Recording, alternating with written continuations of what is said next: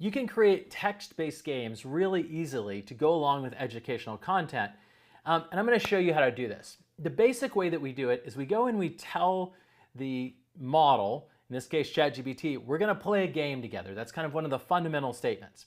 And then we're going to provide a bunch of information about what we want in the game in terms of rules and content. So we're going to start off by telling the audience the game should be for fourth graders. And then what we want puzzles that are based on fractions. Then we're going to give some injection of the things that the kids might be interested in. And I'm going to think about what I've been hearing in fourth grade this year. The subject of the game should be the sports drink called Prime that the kids are all talking about and should include soccer.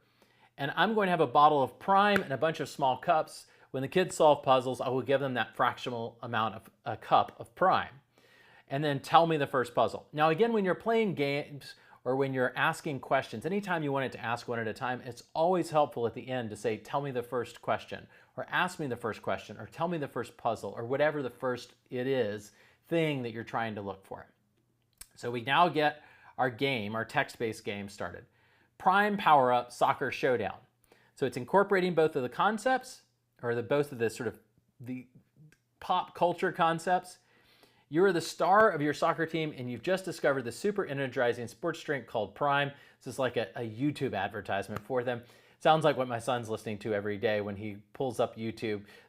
For every puzzle you solve, you get a certain fraction of Prime to drink, which boosts your soccer skills. Score as many goals as you can by solving the puzzles. I can't believe it. I've basically generated an ad for this, but anywho, I could have probably picked a better example.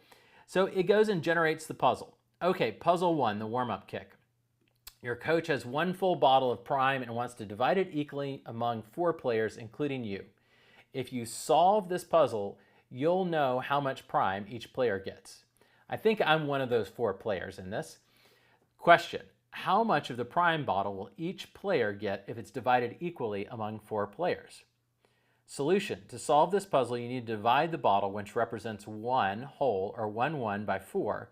So 1 divided by 4 equals.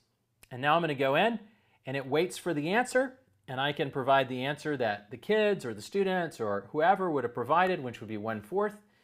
And then it says, that's correct, well done. So it's playing the game. It understands the concept that it needs to play a game. And now it goes on to explain why the answer is correct, and then move on to the second puzzle, the halftime hustle. During the halftime break, your coach wants to motivate the team. He decides to split half a bottle of Prime among 5 players who performed exceptionally well in the first half. How much of the Prime bottle will each of these 5 players get if the coach divides half a bottle among them? And it has a hint, and then we can go and give it the correct answer. Actually, the incorrect answer, I believe. And it says, close, but not quite. Let's break it down step by step. Half a bottle of Prime represents 1/2. And so I missed something here. And so you can imagine kids missing this when they're reading the problem, because it says the coach decides to split half a bottle of Prime. Let's break it down step by step. Half a bottle of Prime represents 1/2.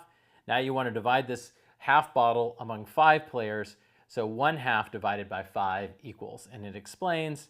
And then it says, okay, each of the 5 players will get 1/10 of the bottle. Now we can go and say, okay, well, let's incorporate different things. So I'm going to go, and again, I'm going to say, let's make the puzzle more exciting. Can you cohesively work both Taylor Swift and Mark Rober into some funny stories with the puzzle woven in? You can leave out Prime and soccer. So I'm going to switch context. I'm going to talk about 2 figures I'm hearing about, talked about a lot. Especially because the Taylor Swift concerts were in Nashville not too long ago. So now it says, let's add some celebrity flair to our puzzles. Taylor Swift's fractional album release. Taylor Swift, after the success of her numerous re-recordings, decides to drop a new surprise album, but with a twist. Instead of releasing the whole album at once, she's releasing it fractionally, piece by piece. To decide which fraction to release first, she collaborates with the famous YouTuber and former NASA engineer, Mark Rober, who loves a good challenge. Mark sets up a puzzle for the Swifties. If they get it right, Taylor will release that fraction of the album. Taylor has recorded 12 songs for her new album. If she decides to release 1/3 of them based on the fans' correct answer, how many songs will she release? And so now we have the whole question, and it goes on. So really easily, you can go and start creating very sort of customized content around particular topics that are sort of interactive games. What it's good at is if you give it the rules, sort of this rough subject area, it can fill in a lot of the details in terms of the content, the stories, the characters, what might happen. It can also generate rules for the game, and it can also follow those rules. And sometimes it can be really interesting to see the different kind of ideas for games that it comes up with and how it plays them. But a lot of times it's really helpful if you just sort of bound the rules and say, go and generate, for this sort of area of pop culture or this type of toy or activity that the students love.